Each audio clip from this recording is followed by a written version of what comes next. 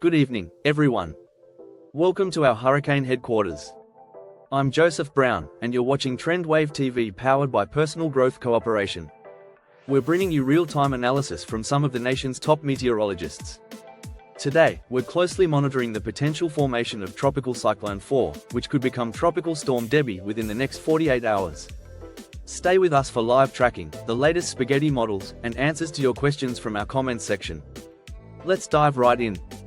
We've been following this system for over a week now, and it's finally showing signs of potential development. As of now, Central Florida is in play, and the National Hurricane Center has issued a tropical storm watch for areas including Tampa Bay and most of Florida's west coast. This means residents need to stay informed and prepared as the situation evolves. One way to stay informed is to subscribe to this news channel. That's right, and remember, you can drop your comments and questions using the hashtags #HeyJoseph or #HeyRebecca.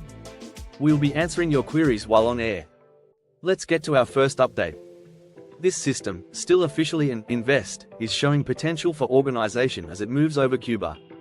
We expect it to become Tropical Storm Debbie late Saturday night. The forecast track suggests it will scrape the Tampa Bay coast before curving towards northeastern Florida and then regaining strength over the Atlantic. We've got our first question from Michelle on Facebook, #HeyJoseph. Could there be a tornado threat with this system? Great question, Michelle.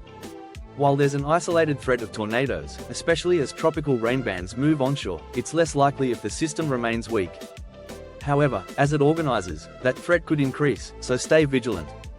Let's talk about rainfall and flooding. What should residents expect in terms of rain and storm surge?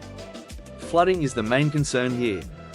The GFS model predicts 4–8 inches of rain, especially in central areas, while the Euro model indicates slightly less.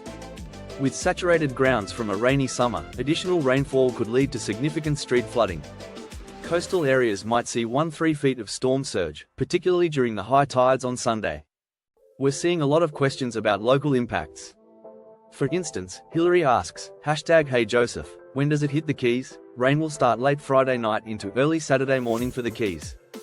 The system will cross Cuba Saturday night, with more organized rainfall and potential impacts through Sunday.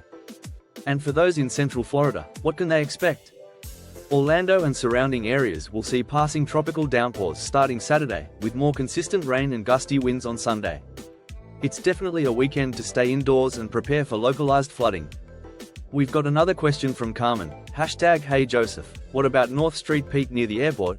North Street Pete may experience street-level flooding, especially during heavy downpours. The area's concrete surfaces limit rain absorption, so be cautious at driving through flooded roads.